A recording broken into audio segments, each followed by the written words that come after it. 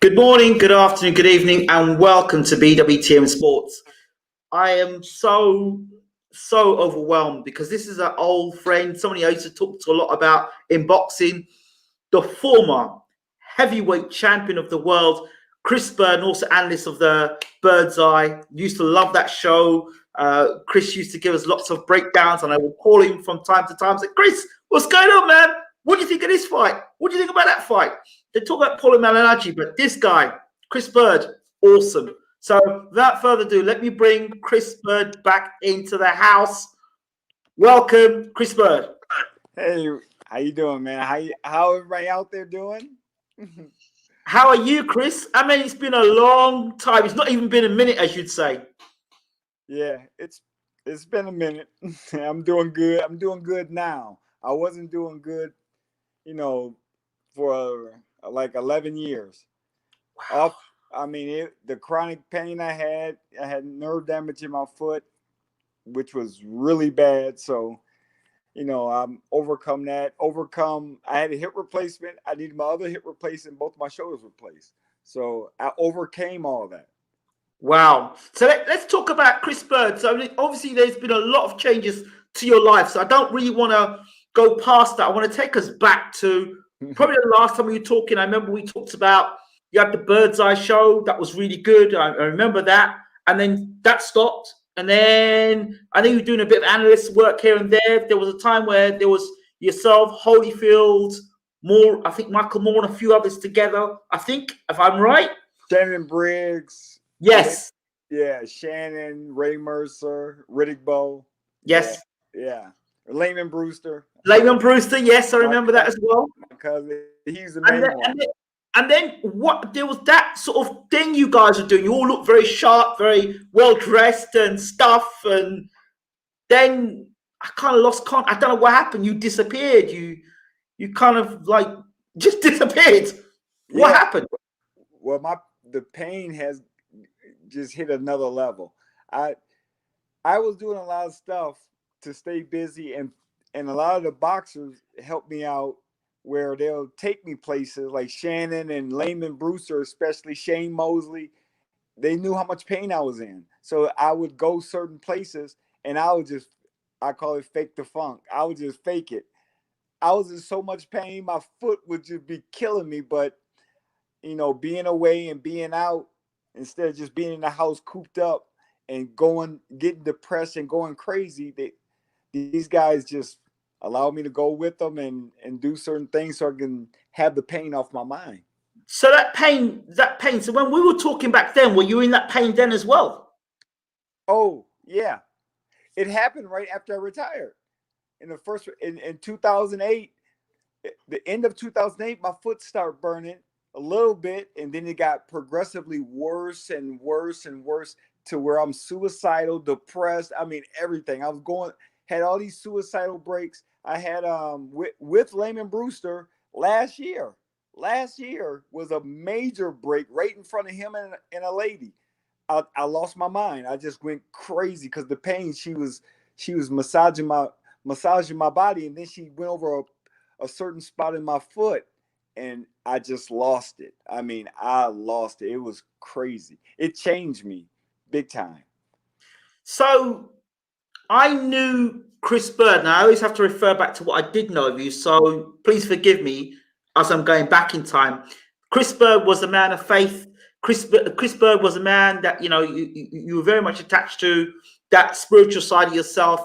How much of that helped you or didn't help you during that time and pain that you were in? Well, I'm not gonna, blame, myself leaving Christianity on God because he put me in pain. Right.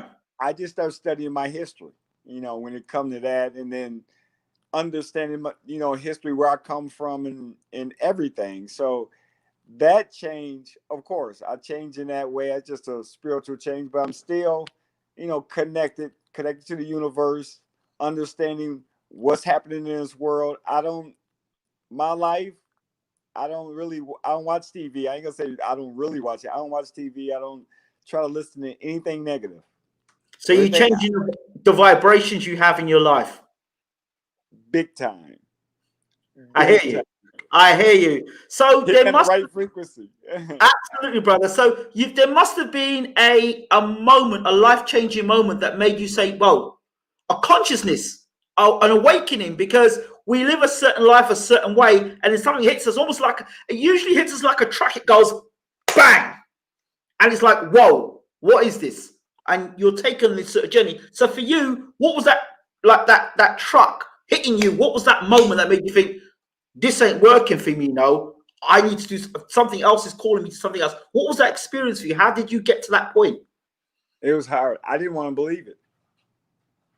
That's one thing. I didn't want to believe it. What I'm either listening to, I listen to a lot of lectures, I read a lot of books. So you look at stuff, you know, you're like, what? This is not, you're like, what? This is not. And This, in my this mind, can't be right. I go 100. Yeah. It's like a comeback. I go 100. I'm trying to be the best. So I was always trying to be the perfect best guy, trying to know everything. So then I start studying just my history, understanding where I come from. Yeah. This is not a racial thing at all. No, no. This If you don't have if you don't know where you've been, how can you know where you're going to? going. Yes. So, my thing is, like, my mother told me when I was, shoot, I had to be 5, 6 years old. She said, Bird is not your last name. And I'm like, your real last name. So I'm like, Dang. what? Not understanding anything, because you're taught what you're taught when you're born and through your family, and then you start learning certain. You like, really? Yeah. Yeah. What? The knowledge of self, the knowledge of Mm. man. Uh-huh. But I look at life, man. Everybody, in my opinion, should have the best life ever. You hear one time, make it And most of the it. greatest life. Forget all this racism, hatred, everything, anything negative. Why? In your one life, one, Well, you most people don't.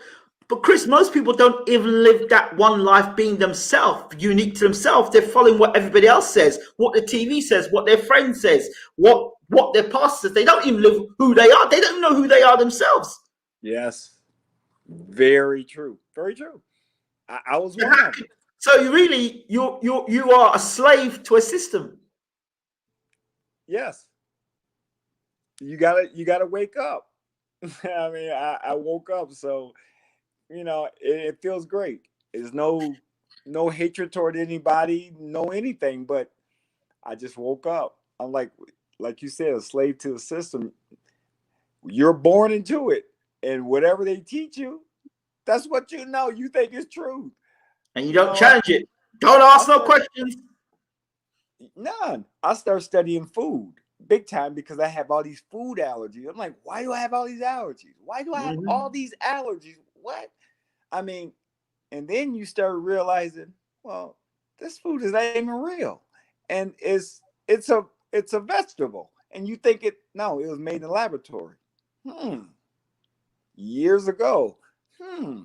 Then you start really understanding what Dr. Sebi was talking about. You like, Mister, how you talking? Now you talking about brother Sabi there? then you're like, oh my goodness. And then, you just learning history. I like listening to Dr. Yosef Ben Yakin and Dr. Oh, Johnny. now you're talking about brothers there. Yes, I know him. Did you? What's his name again? I was just talking to brother just the other day. Oh my word! Anthony The Browder, the comedian, guy the comedian now. that died. The comedian that died recently. The black comedian that died. Was running for Oh, presidency as well. Oh oh, gosh, I I can know see you're him talking now. about. Grey beard.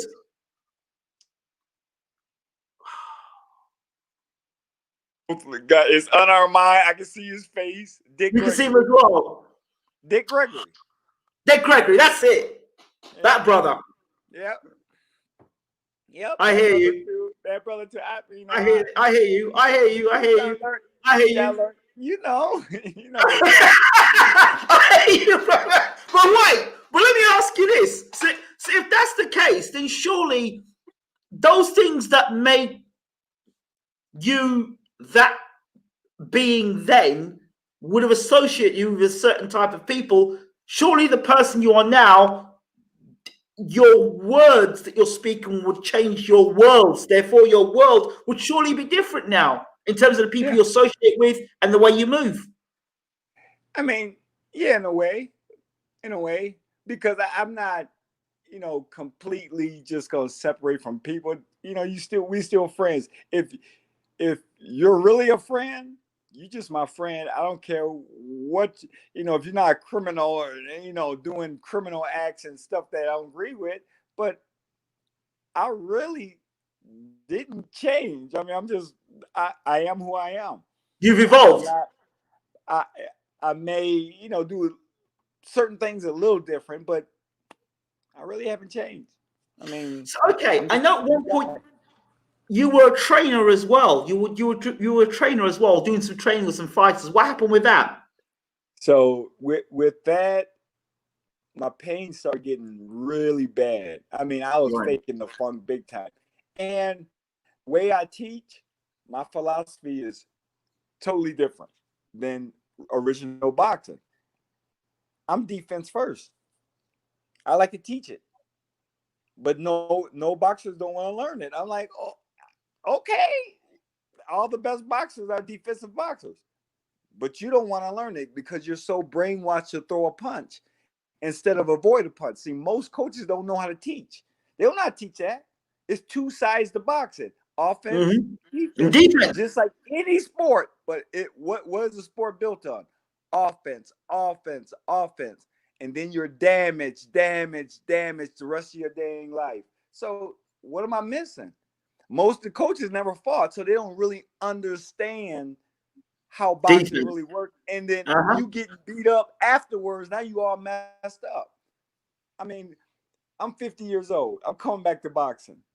I know all the risks. People try to tell me, I like, man, I've been in boxing since I was 5 years old. My daddy was an Olympic coach. I'm on the same team with my father. You don't think I know boxing? I won a silver medal. Won 2 heavyweight titles undersized. So I understand the sport. And I'm not trying to bash nobody, but I'm like, really? And then you try to tell me about boxing. And then it's boxing people try to tell me about boxing. A coach. I'm like, you never fought.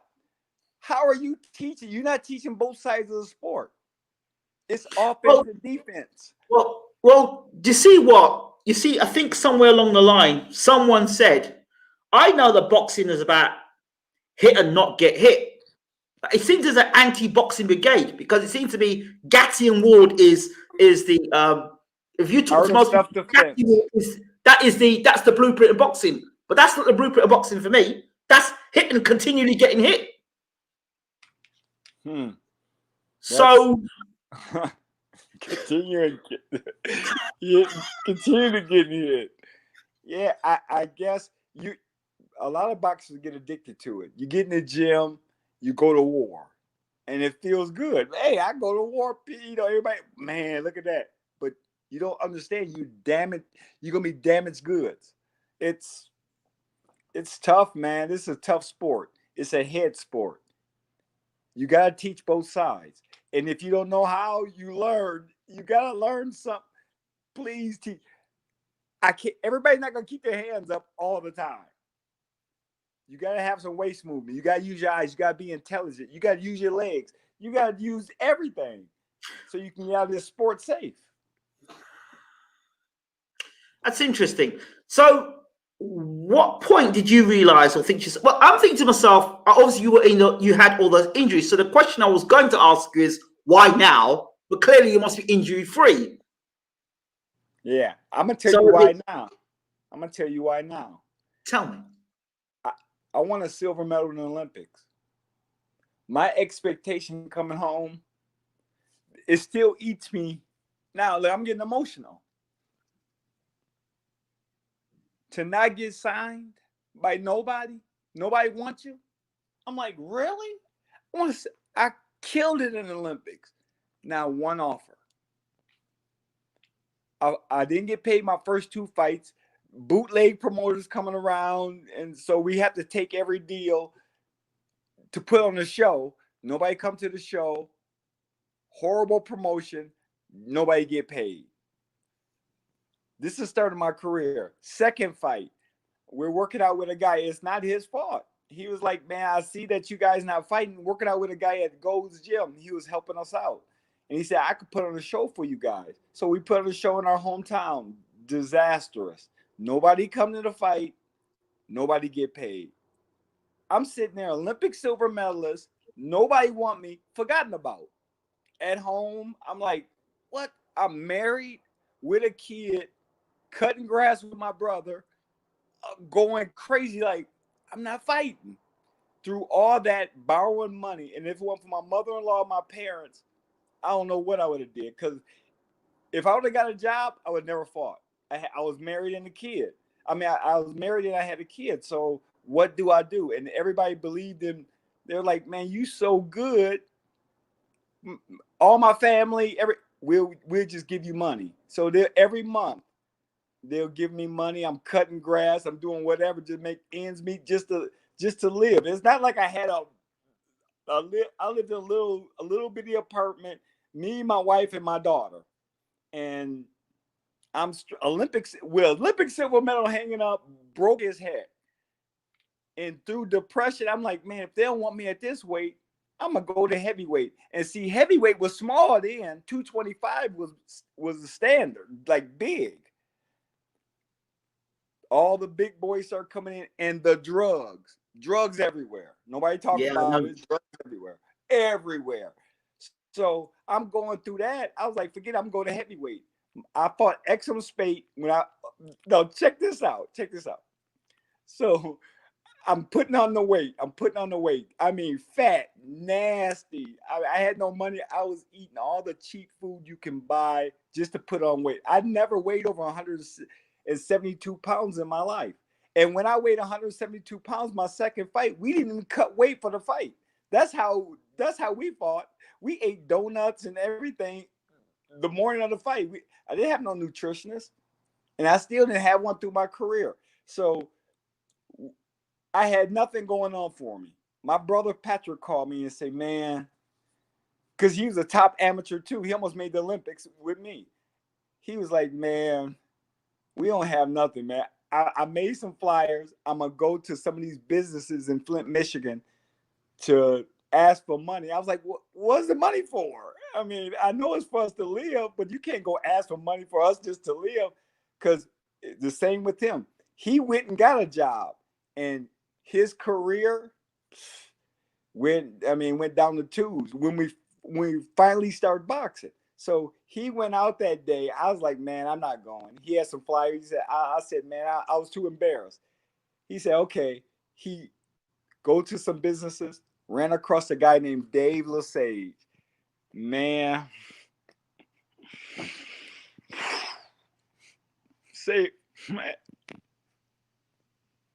man. Change your life.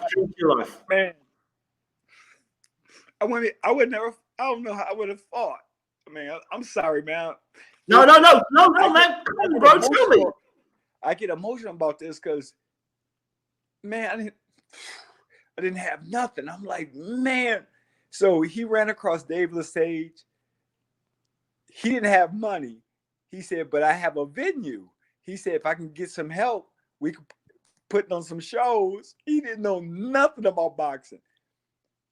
Putting on some shows, hey, we can start boxing. So my brother called me. He told me what happened. Man, let's call Daddy, man. Let's call Daddy now. So we call our father. We go meet with him. You know, he knew we didn't have nothing. So he brought in two other guys. They had a Greg Kepke and I'm just saying names so I get them a shout out. Greg and Matt Ferris. Young, everybody young, 50 and under. I'm 50 now, so now I'm looking at it like, hey, man, they came and invested in us. I mean, took a risk with us. They seen in the paper that, you know, the business of boxing was stalling our career because it was in the paper and stuff, and nothing, no money, nothing happening. Next thing you know, Knockout Promotions is in effect. We put on the first show in a little nightclub. It was about 250 people there. And I fought my first so-called heavyweight fight. I weighed 193 pounds. Man, I was so scared. I was like, I never fought over. I mean, I always thought the light heavyweights were too big. I'm like, man, I'm fighting that. It was heavyweight at that time because cruiser was 190. So you could call it cruiser heavy. I mean, I was just I fought excellent spate. I fought 6 rounds. I made $600. I was so excited. The I can't believe I'm boxing. But now I'm fat. My body was, because I was super skinny in the Olympics, and now I'm fat, really chubby, but I was killing those guys in the nightclub. I was fighting, the guys got bigger, bigger, bigger. I fought a guy 255. He was left-handed for a regional title. He probably had 18 fights. I had 2. I had 3 at that time. I had 3 or 4 fights. And I'm fighting guys. Look at my resume when I was young and see who I fought. When I hit USA Tuesday Night Fights, I'm fighting all the top guys. I fought Phil Jackson right after he fought Lennox Lewis. He fought Lennox, fought another fight on ESPN, and then I'm fighting him. I think I'm 12, maybe I'm probably 14-0, 13-0. He gave Phil Lennox a hard Jackson, fight. he was 30. I think he was 33 and 34 and 2 when I fought him with 31 knockouts. 34 and 2. He just fought Lennox. I was like, man, I fought Lionel Butler, who just fought Lennox Lewis. Right after he fought Lennox, I fought Lionel.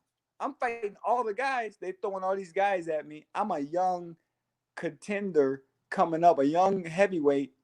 I'm not even a heavyweight. I'm not. My mind never thought heavyweight. When I fought the Klitschko brothers, I was like, okay, now we really hit the heavyweight division. Now I'm like, oh, this is the realness. Wow. And I'm fighting them. In amateur, I could never imagine in my mind. I didn't know the division was gonna get like this. How big the division got. I was like, what? How big all these guys are. And why? And why?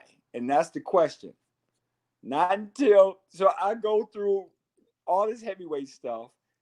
Oh man, it was fun, but I hated it because nobody wanted to fight me. Nobody. No, I get a call from my lawyer when George Foreman win the title, 1995. I get a call. He said, "Man, I got some news for you. It's good and bad. What do you want to hear first?" I was like, "Well, give me the good." He said, "Man, George Foreman, he won a title. It was HBO gave him a list of 50 guys, 50 guys, and you're on the list." And I was like, "Oh." Yeah. But he said the bad news is the one guy he don't want to fight is one Is guy you. in that list he don't want to fight is you. I think I was maybe 15-0, maybe at the time. And I'm like, already? But throughout my whole career, and I am not playing, I'm getting it now. I'm the amazement in the gym. They're like, oh, my whole career. I go to the gym, spar. If I spar one heavyweight, or even if they knew I'm in the gym, especially when I start boxing on TV, nobody wants to spar with me. I'm like, I'm not even a puncher. Why? You would rather get knocked out than get embarrassed. That's how, because you got an excuse. He caught me. But you get clowned for 12 rounds, you ain't got no excuse.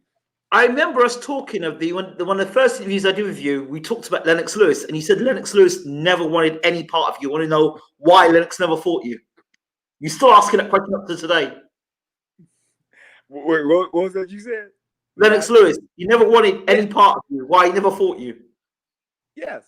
Well, it's funny because we were all in Florida about 4 years ago, and all the heavyweights, it was 23 or 24 heavyweight champions, first time ever, all together. But they had a session where they were taping, they taped the whole thing, and then they had a session with all of us in the ring with suits on, and Al Bernstein was the host, and he was asking everybody questions, you know, going through Tyson, Riddick Bowe, all these. I mean, it was the best weekend of my life. Oh man, all these heavyweight champions. And then the last question was, you could ask any heavyweight anything you want. Anything you want, why you didn't fight me, why this, why, and it was on. Everybody started going at it. Then Lennox came up to me afterwards and said, "Man, why did you ask me?" And I said, "It's over, man. I don't care. I don't care why. It's over. What I'm gonna do? Get mad at you now? I mean, it's over." So that just said it right there. Because he said, and it was like concern, like, "Why didn't you ask me?" Like, why? I said, "Why now?" And basically, be mad at you now, years later, while everybody else arguing. Everybody was arguing and going at it. So one question I always want to ask you is about the president.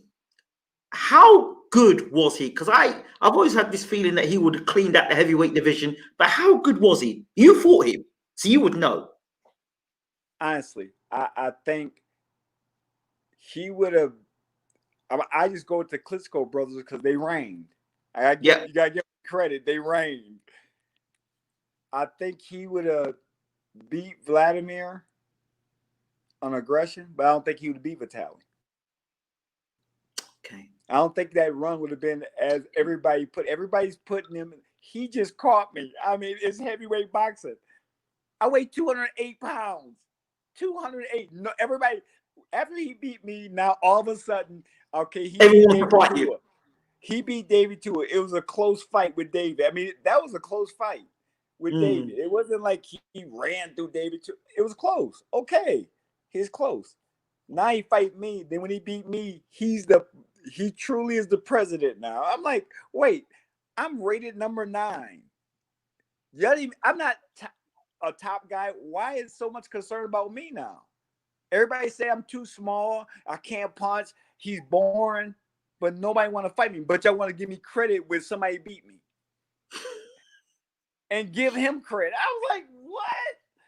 Why is Ike now gonna be the future of the division when he beat me, who y'all criticize? Yeah, he was good. He was you know, he's rest up coming at you, and he do got that style to come at you.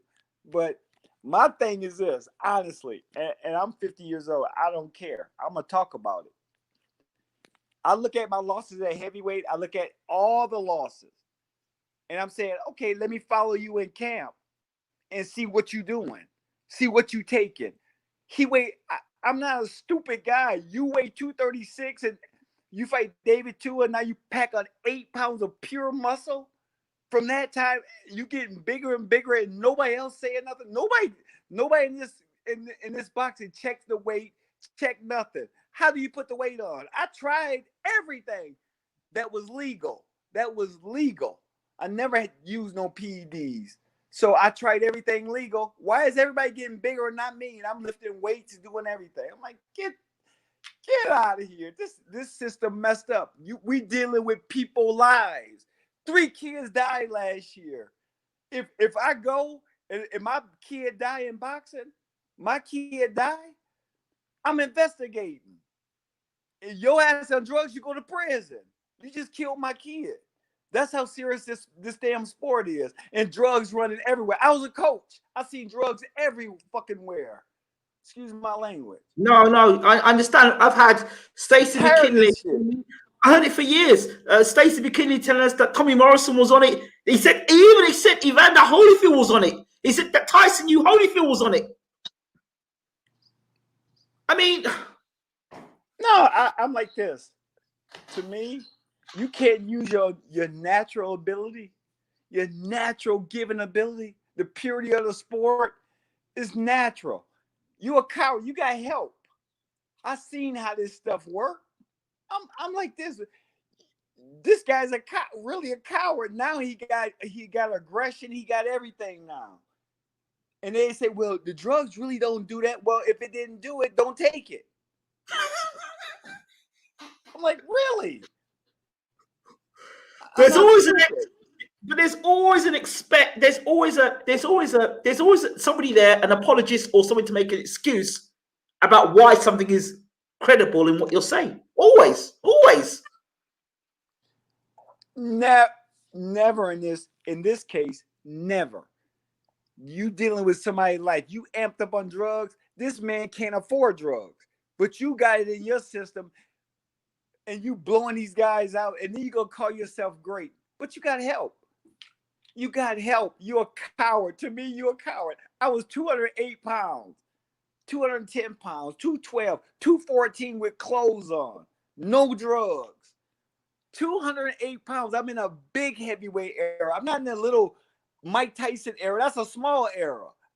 Klitschko era, the big guys. We had a champion value of 7'1", 300, over 300 pounds. Evander fought him, but I bet you Evander wouldn't fight the Klitschko's. I bet you Mike Tyson wouldn't fight the Klitschko's. That's the small era. Let's get this straight. People always go back and they never fought. Go back, man. The 70s era, they get their ass whooped. A little bit of that. Really? You think? Come on, man. I mean, I respect my boxing. I've been in boxing since I was a kid. So I respect, but I'm no dummy. 244-pound Ike Ibeabuchi going against 203-pound Joe Frazier. And everybody said Joe Frazier would have knocked him out. Really? Let's be real, people. 6'7", but Vitaly Klitschko, 250 pounds, fighting the 70s small heavyweights. You know how hard it is to fight somebody 6'7", 6'8"? You know how hard it is to fight Tyson Fury? 6'9"? Really? Think that's an easy Eddie Joshua? You think that's an easy task? This is a whole different era. It's an era full with drugs too. So you think those guys really gonna beat them? You crazy. Man, it's so hard being I was 215 pounds top out, 214. That's me at my fattest and biggest. It was so hard to fight these guys 225. I'm like, goodness. I have people that come in this room, one in particular, that says, oh, he's too small to be a heavyweight. He's too small to be a heavyweight. But then I use you as the perfect example. I use you as the perfect example every time. Too small when they say it. It's a hard. But the thing is, you could be a great small heavyweight. You can have all the tools, skills, everything. But one thing we don't share is mentality. How bad do you want it? See, I came from nothing, being a blue chip amateur, to have nothing. I came with the guy, the Rocky, the guy that fight the nightclub. That was me. No respect from boxing. So I came from the dirt. So now it's how bad do you want it? My mentality is I gotta get to the highest level. I can't afford to lose. You can't beat me. That's how I am. So my mentality is totally different. You can have the same skill set, but you're a quitter. You can have everything. People like, man, he gonna win a title. Man, he's so good. But how is this? Because when that man, you can hit mitts all day, you can hit the bag, you look sharp as ever until that man get in front of you. And you get hit. Now what? No, you didn't got to get hit yet. We can just get ready for you. My style can throw you all off. You like, oh, dang, this is harder than I thought. And some people crumble under that. Some boxers do. Hey, when you get in front of a man, you don't know. You could talk trash all day long. Once you get in that ring, you like this. Oh, check this out. I'll give you an example. Mikey Garcia calls out Errol Spence, 2 weight classes higher. But you can see something. But you can see something. Mikey can see something. I don't know what Mikey can see. No. You call him out. But now you get in the ring, you feel that power. Because the whole thing is in boxing, you got to go for it. It's you got to take that risk. Hey, if you want to win, when somebody hit really hard, like a major puncher, man, you got to go in there and see if you're going to get bit or not. Hey, if you want to win, or you're going to sit back and just ride and just chill for 12 rounds, get your money. Forget that. I ain't going up in there, because if it was me, and I love Mikey, this is no disrespect, but if it was me, in my mentality, we going to war. I tried it with Vladimir Klitschko. He was too strong. I had to do it with his brother. My brother yelled at me, "Go forward, go at him." So I started going forward, making him fight. You got to do what you got to do to win. You got to adjust. That's how boxing is. That's how life is. Talk to me about that Vitaly Klitschko fight, because that was a fight, obviously, that you become champion with. Yes. 10 days notice. I get a call.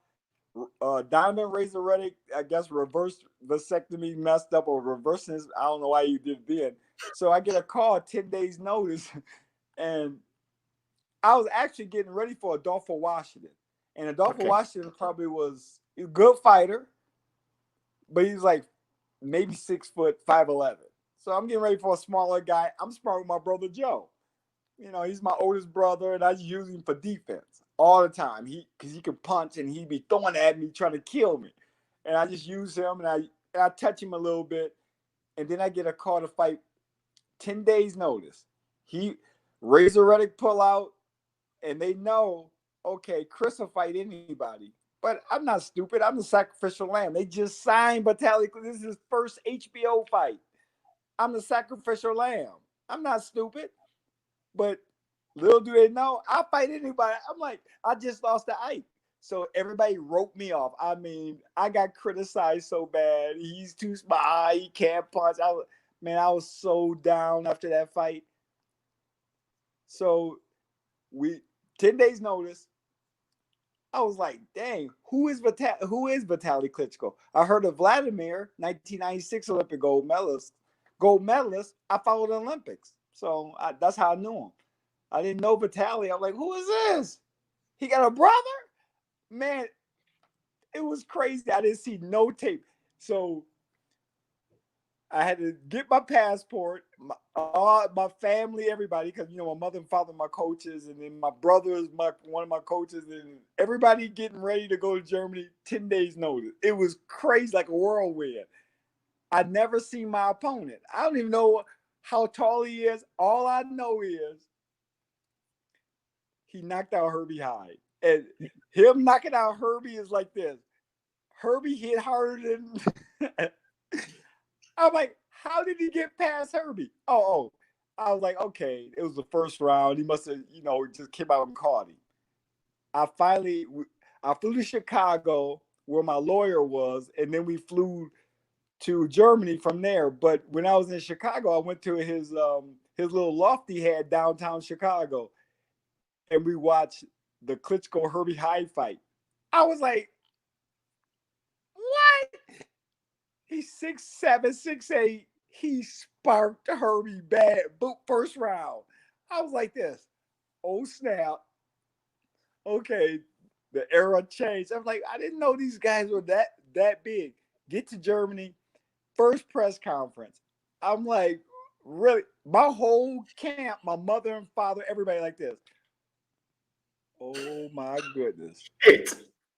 Oh, look how big he is. I was like, man, I always wondered how my parents thought their kid fighting, knowing that he's only a middleweight. I'm just a middleweight that added on all this fat. So, man, I seen that guy, and then they had a fight, man. It was crazy. I never had stuff happen like this before. I get in the ring. I was already like, oh, I'm in Germany. First time I fought overseas since I've been a pro. It was crazy. Nobody in the arena was cheering for me. I'm like, what? It was surreal, because I'm thinking, man, they were, everybody cheering for him, going crazy because he was the guy. And all I was thinking was, man, if I can get past 4 rounds, I'm in this fight. I know I am, because I know he got all knockouts. So and my confidence was a little shook. I just lost to Ike, and I knew what this fight was about. I'm not stupid. I'm like, they just signed him. and they picking me like I'm some Bolo with John. some bum now, and because I just lost to Ike, and now I'm like on the bum trail. Now I'm gonna get knocked out again. I was like, forget that. First round, I tried to box from the outside. It wasn't working. I'm getting hit with shots. I'm like, dang, he big as heck. I'm like, man, it's just coming down on me. And then my brother Patrick, he got my father worked the corner. My mother didn't come. No, my mother and father was in the corner. I'm saying my mother didn't come. My mother and father, usually in the corner talking. My brother always helping, but he never override my father. Never. We don't do that. My father, he used to box too. So he got up in the corner. Man, take it to him. Man, don't go backward. Take it to him. I looked at him. I was like, okay. Because my brother know me better than my father and my mother in boxing. So I was like, forget it. I'm going to start going forward. I'm going to start taking it to it. So I started taking it to it. The mouse is chasing the elephant. I'm coming at him the whole rest of the fight. I get no credit for him throwing his shoulder out. I was in the fight. If you were in the building that night, ask anybody that was in the building. I get emails all the time. Man, that fight was so close. Man, you was going to beat the giant.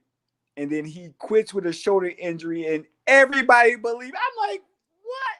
And I get criticized. 10 days notice. 208 pounds. 208 pounds, and I was chubby. How big a puncher was Vitaly Klitschko, or is Vitaly Klitschko? To me, and this is how boxing is, he has a super high knockout ratio. To me, he didn't hit that hard. But Herbie, he obviously hit really hard. That's just how boxing is. We can fight the same guy. I can come out and say, man, that guy hit so hard. And another guy be like, it's all right. It's just everybody's different. It's just boxing, man. Is it because you were a middleweight at first and you were able to see the punches coming a lot faster, so they were slower to you? I can't. I think it's my sensory, just how my body is, because I'm sparring now. These guys are fast, and okay, at first, okay, more punches coming, and now I can make. I'm the wizard. I mean, while everybody in the gym is like, what? I never seen that before. I make you miss all day. I love it. See, when I fought my first career, I never worked on it. It just came natural. Now I work on it. Now I know what I really have. I'm like, okay, I'm defense first.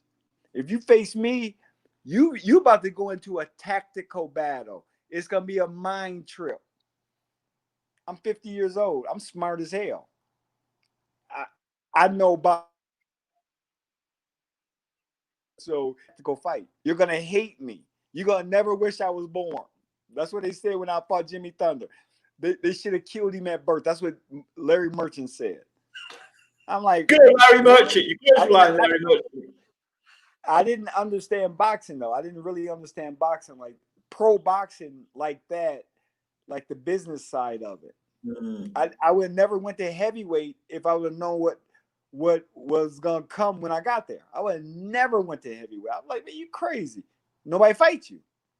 The heavyweights are the biggest cowards. I'm like, y'all some punks.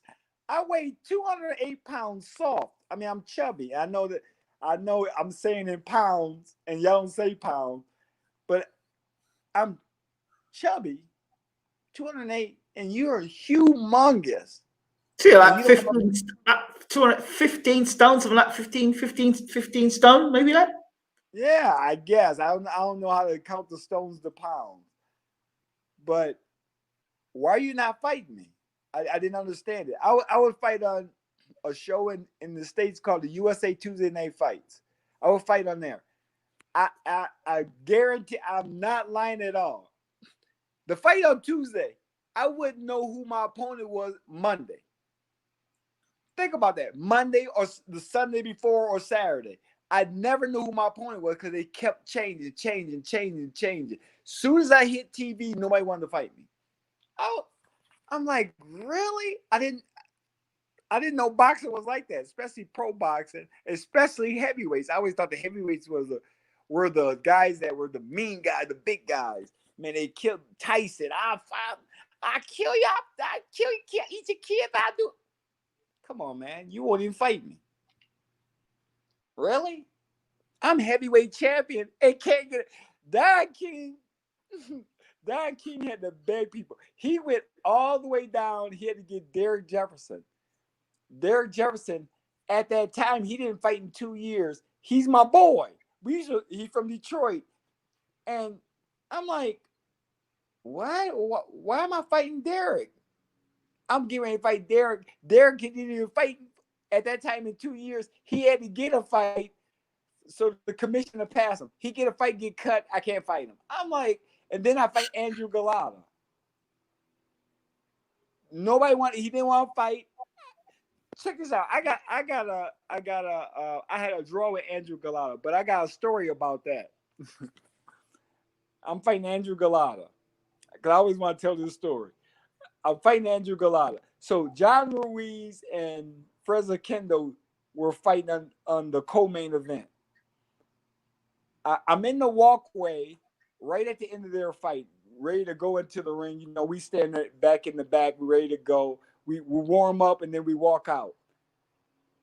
The whole crowd booing like crazy, boo, because you got two tactical guys fighting, two difficult styles going against each other, didn't mesh. Both guys can fight. I'm giving them props. They both can fight, but it just didn't mesh. So they booing like crazy. So I look at Don King. Don King was standing. He came in the back. He had walked back where I was, and I looked at him. I said, "I'm about to save your show," because they were booing, and the look on his face was like, "Dang, man!" Everybody booing, because the whole show was kind of like there was no excitement. So I was like, "Bump it." I said, "I'm gonna save your show. Watch me fight Andrew Galata." When I fought, everybody after that said, "Man, why did you fight him like that?" And I never told him. I just said, no, I just went to war. All the press telling me I got the most praise ever from that fight. It felt good because I'm like, now they're not criticizing me. Because I just go through a fight. Most fights, I just go through a fight just using skills, making a mess. I'm having fun. Heavyweight started being fun to me until I fight the major heavyweight, like Jamil McCline, 270 pounds. We weighed in on Thursday. I weighed 214 full. I drank so much water and liquid so I could look good on the scale. Had my sweats on, shoes on. I just took my shirt off. Weighed 214 on Thursday. Now I don't have to make weight. We fighting on Saturday. Saturday morning, I weighed 204 pounds. I asked Jamil, because we boys till we die. But when I was in Florida where he lived, I asked him, I said, "Man, how much you weigh?" It was 2 days later. He said, "Man, I probably weighed like 282, 285. I was like, "Dick." That's the only fight where my father, where I seen he went through the ropes. When they say seconds down, he went through the ropes.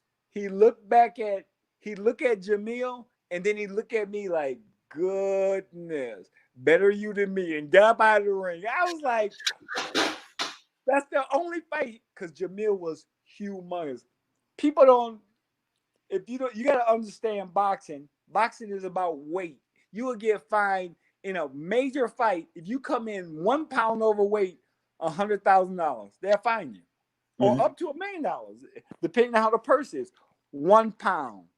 That man was 56 pounds bigger than me. 56 pounds in a world title fight. And and everybody expect me to win. Think about that. In a heavyweight fight, everybody expect me to win. After I fought, it was like, that was a tough fight for you, man. Shoot, like you slipping. He's 270. What about what?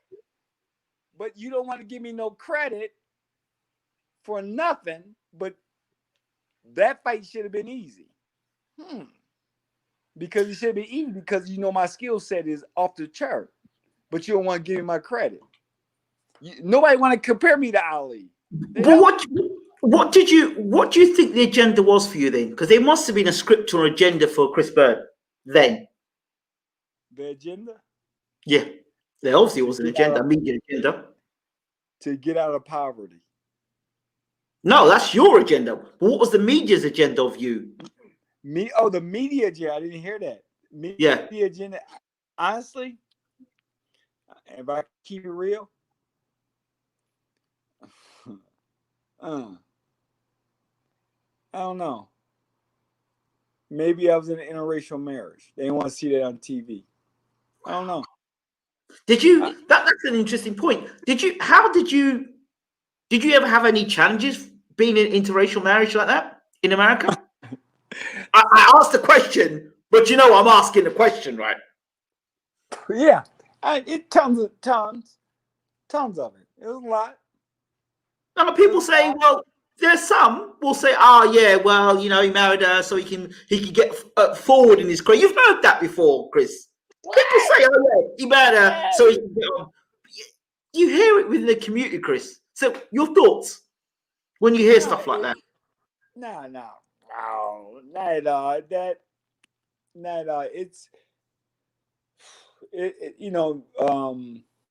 To me, that topic is one of the main topics in my life because I dealt with that since I was a little boy.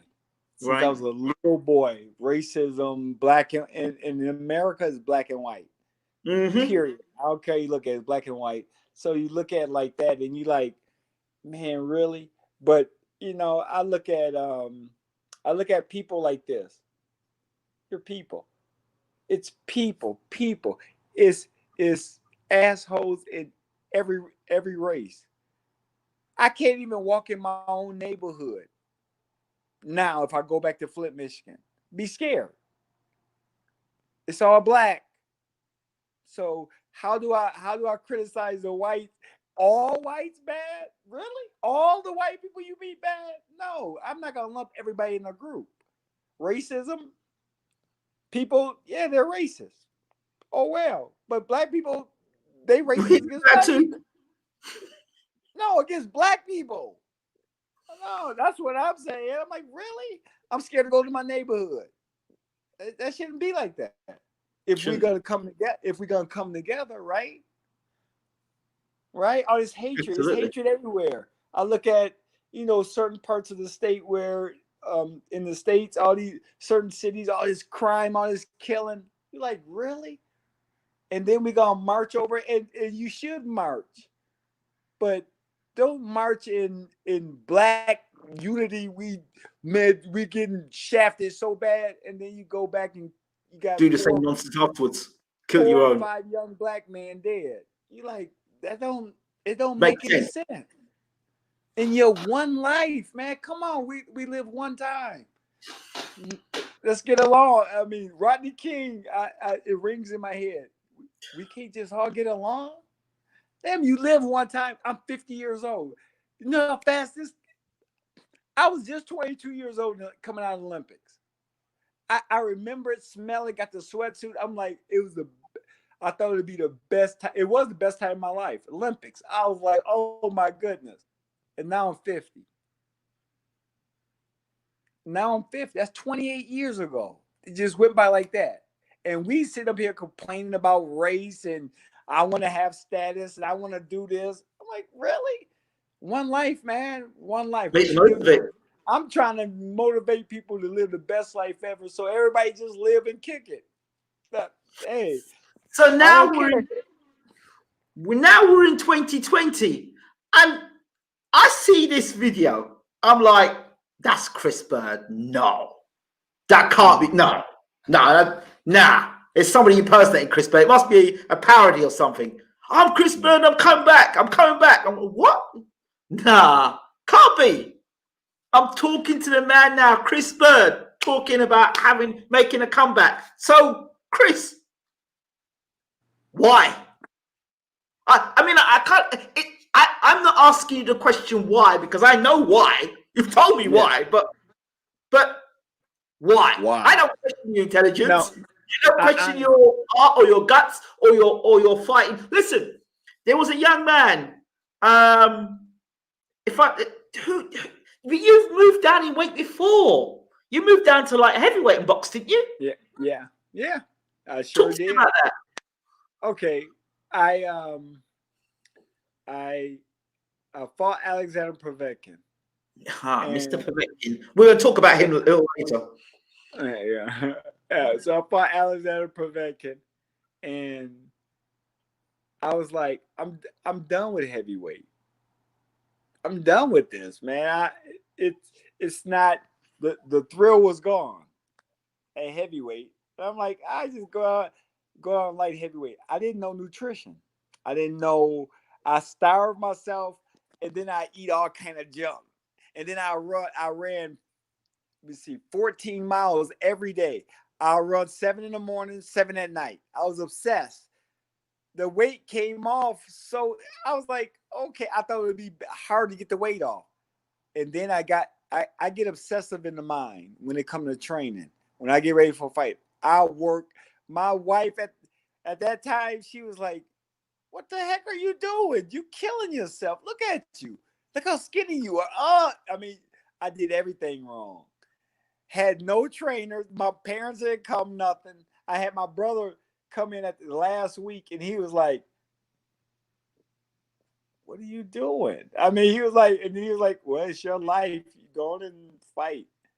I didn't even warm up in the locker room. I had no energy. I didn't warm up.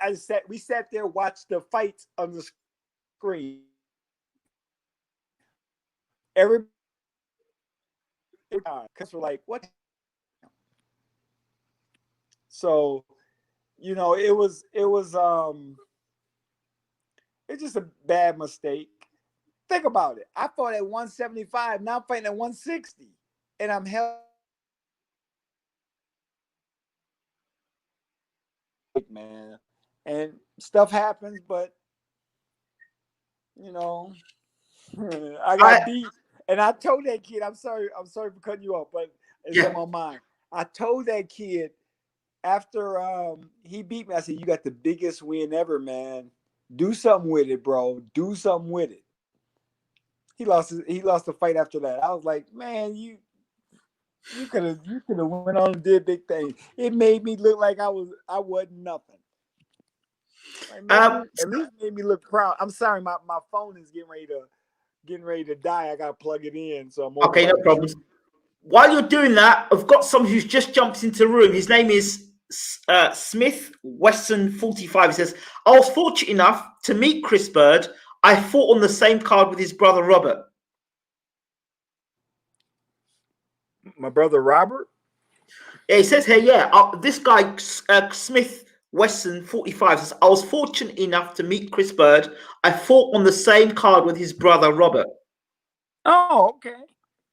Okay, tell myself what.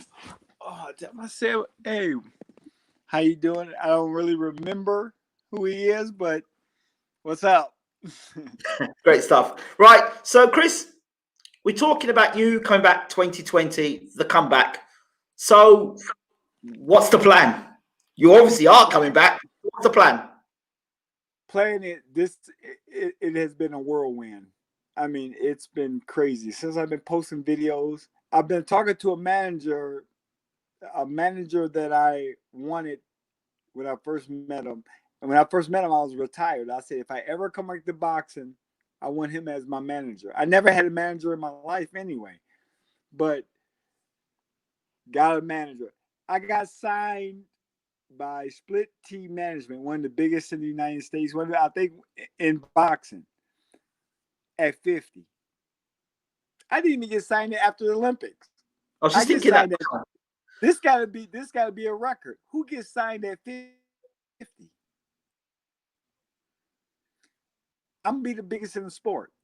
My goal is to fight, but my goal is to win 3 world titles. I want to win a world title middleweight. When I win it, go to super middleweight and win that light heavyweight. I'm this crazy. I'll be 160, a middleweight, and I'll challenge the light heavyweight champion. Whoever the light heavyweight champion, better be whoever, and I'll weigh 160. You're talking now like Henry Armstrong. Yes. I love to fight you guys. Y'all got some guys over there. Woo! Fire. Okay, now we're talking. Oh, by the way, the gentleman said he's from Mississippi, Tunisia, Tunica, Mississippi. That's where he's from. He was in Mississippi. Okay. Oh, okay. Okay. I kind of, you meet so many people, man, that you remember or not. So who are you looking at in the UK? You look at and you think, I wouldn't mind a bit of that. No. I'm not looking at none of the guys. I mean, I'm looking at all of them. But I'm looking at 68 when I come to 68, and I'm like, ooh. You got Callum Smith. Man, I love him, man. He's the truth. He's for real. Billy Joe Saunders, nice too. It's two different styles. You got one that's boxing lefty, slick, moving, making you think. That's what he's doing. That's why he's so effective. And a lot of people look at him like, oh, he don't punch it hard. I'm like, it's boxing. He got 12 rounds in him easy. He'll box the hell out of you. Keep disrespecting him. Keep underestimating him. He can box. He's a world champion. He can box his butt off. That's why he's there. Then you got Callum Smith, tall, straight up, can spark you like quick, can punch. And then you got all the rest of the guys over there. I mean, I can't even think of the names now. Like even Eubanks' son. Junior. Hey, he can fight. I mean, he's a guy we can make matches. His name value. The thing is, it's about making matches, man. Trying to make the best matches for the fans. If the fans not happy, why even fight? While we're on the subjects, one of the reasons you drew my attention was you on my good friend Derek James's page, congratulating him on his fight with his fighters last night. What was your thoughts on the Charlo brothers last night? They can fight, aggressive. I mean, hungry, too hungry. I mean, they got in their mind now. You can't beat me. I'm unbeatable. I'm coming at you. They're aggressive, strong, can fight you over 12 rounds, and just understanding boxing more and more. I've seen the growth of that. I've seen the growth of a lot of boxers. And you see guys get better. You see them understanding. You see the mentality start raising like crazy, feeling that you're the best in the world. That's what they have. I mean, they are two brothers that are two tornadoes coming, man. And it's hard. You got to understand boxing and strategy to beat both of them. To understand how they fight and how aggressive they are, how they punch at that weight class. It's serious. But hey, everybody's beatable. Everybody's beatable. So your fight. So when are you going to be in the ring fight? Will you fight this time by the end of this year, or are you looking at next year because of COVID? Because of COVID, it seemed like January. I may be fighting January in LA, which I would love. In Los Angeles, that would be or in New York City or anywhere. I don't care. I'm so happy. I mean, those places sound great, but honestly, it's just like me starting all over. To me, I'm a 22-year-old kid that just came back from the Olympics. I'm starting where my career should have been, at middleweight. I should have been at middleweight. I'm coming full circle all the way around now. I'm like, okay, this is not a flash in the pan. This is not an exhibition. Mike Tyson, Roy Jones. This is a career. I'm fighting like I'll probably fight till I'm 60. So, in terms of you now medically approved and your license, are those things an issue, or have you looked into that, or how is it with you for that? I'm so healthy right now. I don't even care. I know I'm good. I know my brain good. I know my body's good at everything. I'm in the healthiest state. I would never go to a doctor again. I don't need to. Why? I live off the earth. I don't live off man-made products and food and all that stuff. I don't, it's you need it for certain stuff, but to put it in my body or on my skin, never again. I used to trash my body. Trash. For 25 years, I ate nothing but junk to keep the weight up. Anything. McDonald's was. I should have invested in it. I did invest in it, but I didn't get no returns because they took a lot of my money. We call them McDevils. But yeah, I get what you're saying. So, but I would eat it. I would eat it right before a fight. Like I have to keep the weight just to make it look good on the scale. I would eat all this junk right before I get on the scale so I don't get criticized. I used to take it so personal that I'm so small I can't punch. I used to take that stuff. I'm like, I never got criticized in my life. Now I'm getting criticized for being small. So it was a struggle, man, in the mind. I mean, I struggle bad trying to please everybody. So in terms of sparring now and it being in shape, I mean, you can be in shape, but I mean, fight shape. How far or how close are you to that? Man, fight shape, honestly. And I'm sorry, I got my hand over the camera. I keep it real. I keep it real. I came back. I started training 3 years ago. Like I didn't move. I couldn't move. One day I said, man, I can't live like this. I was in so much pain. I got to do so. I couldn't even raise my arms. I couldn't raise my arms up over my head. I couldn't even raise my arms up by my mouth. I couldn't raise my arms. I'm like, because I need both my shoulders replaced. I had a walker and a cane. And I'm like, wait, something else is up with my body. Because I'm talking to boxers, they don't have these kind of pains. They have brain like injuries. But when it comes to physical pain, everybody walking around good, they can shadow box. Why do I have football injuries? And football, American football, y'all call it we call it soccer, but you call it football. Yeah. But why do I have rugby? Y'all have rugby, right? I have those kind of injuries. I'm all banged up. I'm like, what is up? And then I start studying food and the chemicals in the food, and my body's very sensitive, very sensitive.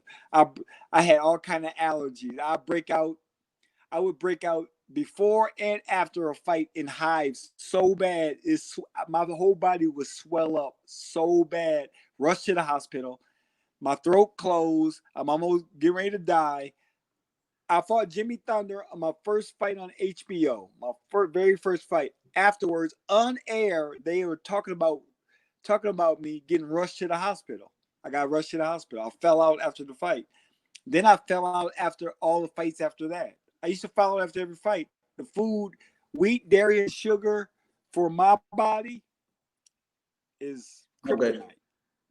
Extreme fatigue also. So it was bad.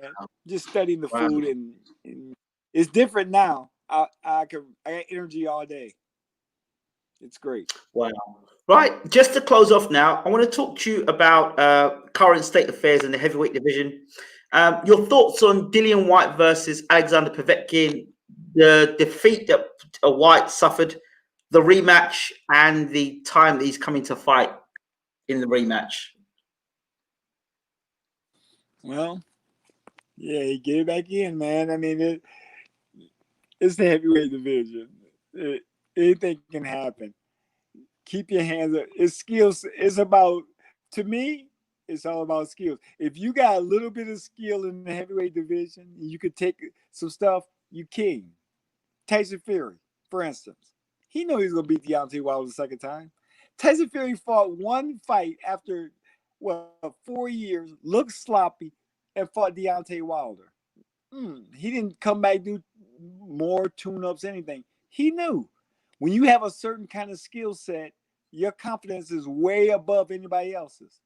You got to catch me. You got to knock me out, or I'm going to clown you all day long. He's 6'9". In America, he's 6'9". He's tall. Now he's taller than Deontay Wilder. Deontay not used to that. He's not used to a guy taller than him with a great skill set. the first fight, the knockdown. Still, you could have gave it to Tyson Fury, even with the knockdown. But in the second fight, he knew it. I check this out. Before the Tyson Fury Deontay Wilder fight, I get a call from Layman Brewster. So this is probably a month before the fight. He said, "What you think of the fight?" I mean, I said, "Deontay gonna kill him. Deontay gonna do this or do that. That right hand gonna land." I'm watching the fight. The day of the fight, they're showing Tyson Fury versus Christian Hammer.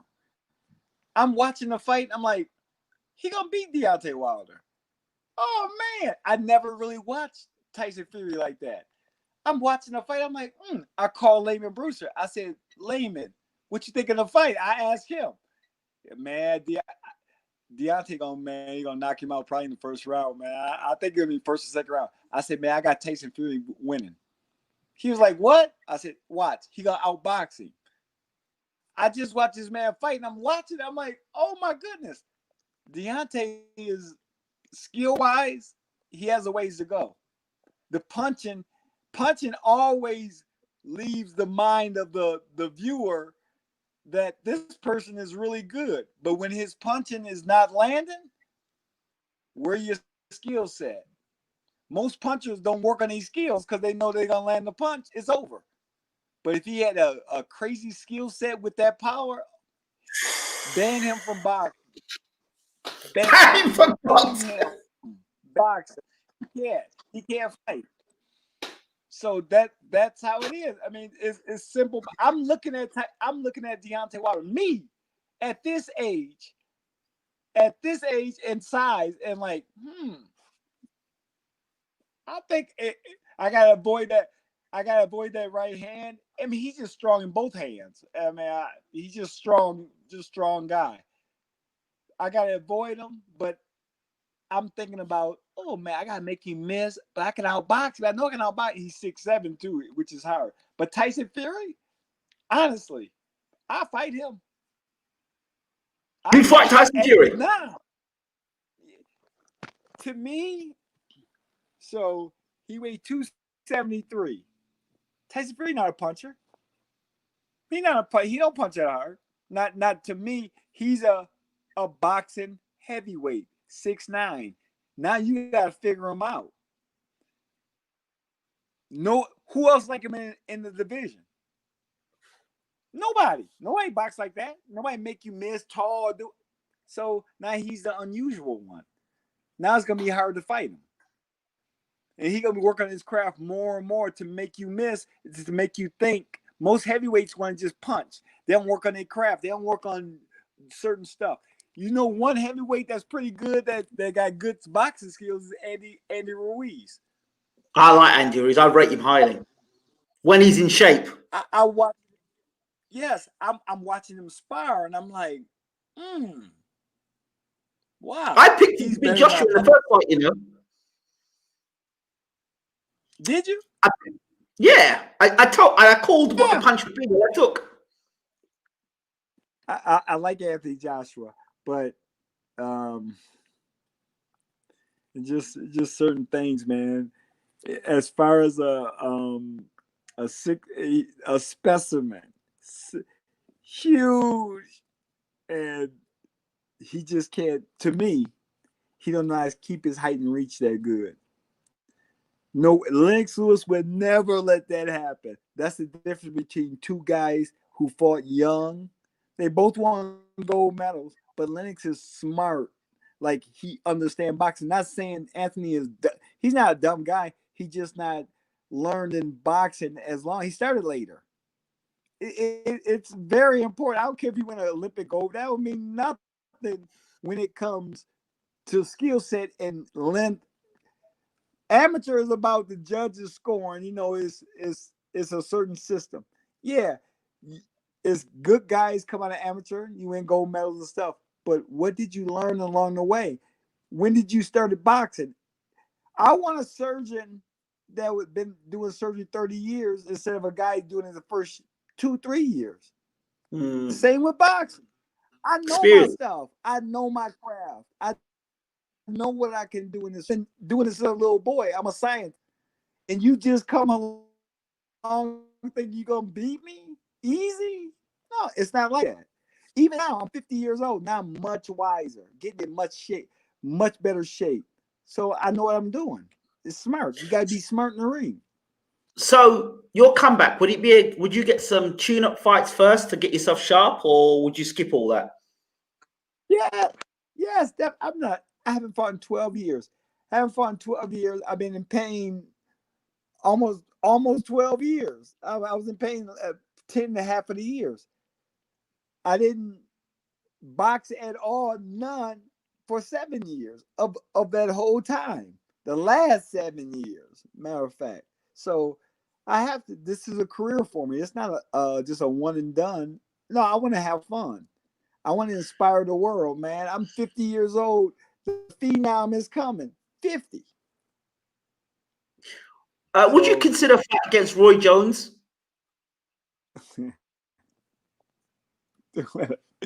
So, Roy, I love Roy, but I should have a documentary called Chasing Roy Jones. Ever since I was an amateur, like everybody bring up Roy Jones, they bring up the skill set. You know how many times I could have fought Roy? It wasn't my choice. People can say what they want. I was heavyweight champion when he won the heavyweight title. My name never got mentioned. I'm the smallest guy. We both Olympic silver medalists. We're both small. We know how small we are from amateur. Moving up to heavyweight. You bring up Tyson, Evander, and now you go back down to light heavy. I'm still here. I'm right here. What am I missing? Why would you go back down and fight Antonio Tarver? That don't make any sense. Come on, people. I mean, wake up. When people talk about greatness in boxing, really? Fight everybody in your division, clean your division out. Now you great.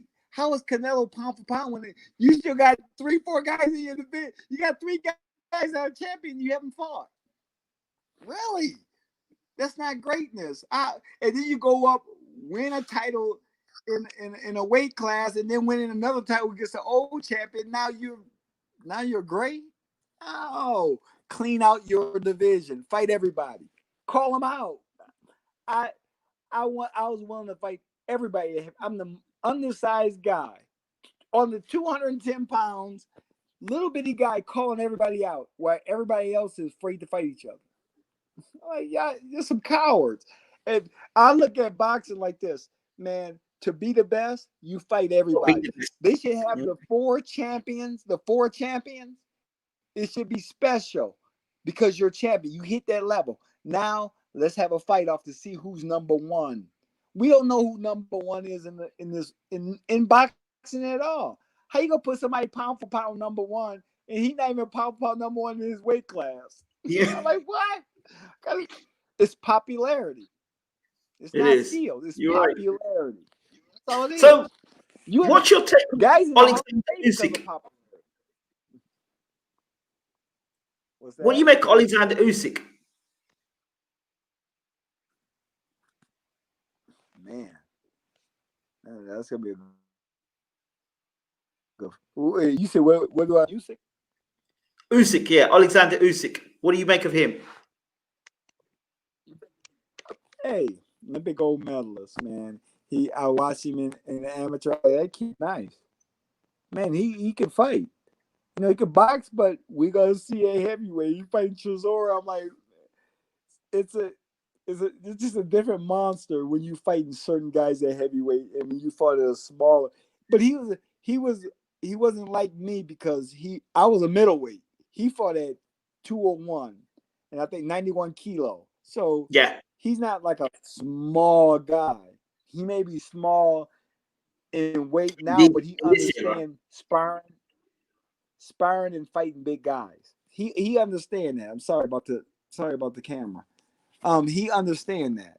So, it's not like it's me coming from middleweight just fighting little guys. Now I'm fighting big guys. He understand how to fight big guys, but man, it's still, he in a big heavyweight era. It's tough. I mean, it's tough. You got to have a certain kind of skill set and a mentality to handle all the big guys, because now he got to face him one after. He's not the only one. It's just the start of the good big guys you're fighting, and it's tough. I mean, let me give you two before, just to let you go. I'm going to give you two mythical matchups before you go. Mythical matchup number one: Chris Byrd versus Eddie Chambers. good fight. Good fight. He's fast. He's not gonna beat me, not at all. I'm outboxing. I'm faster. I'm faster, quicker movements, everything. He's short. He's kind of short. I mean, he's like 5'10", maybe 5'9.5". I'm using our height system. He's not real tall, so it's not like a major problem. I don't gotta shoot up, and a lot of power not coming at me either. So I think it'd have been an easier fight than most people think.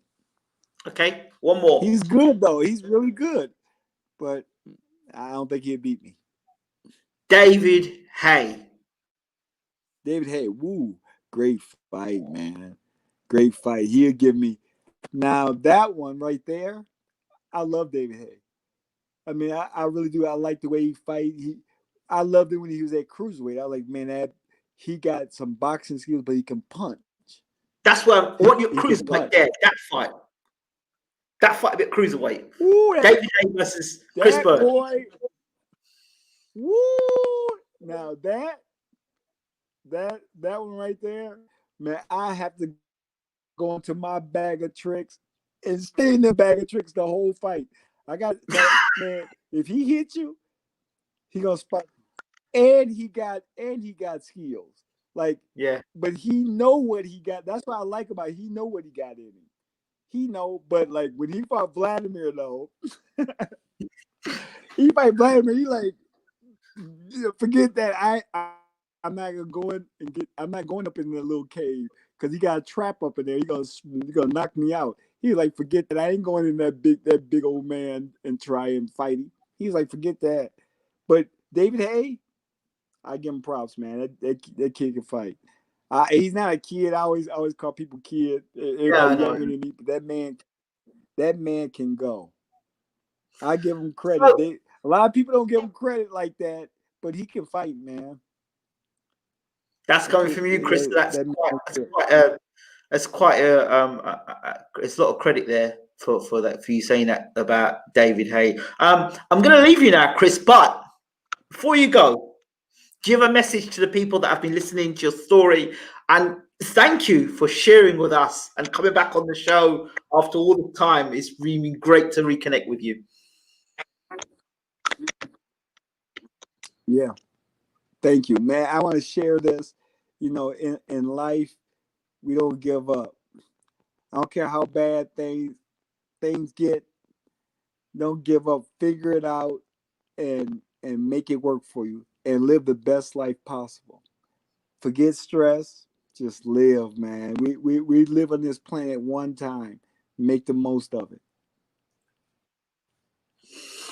That's Chris Byrd, former heavyweight champion, two-time heavyweight champion of the world, now coming back to middleweight, the full circle.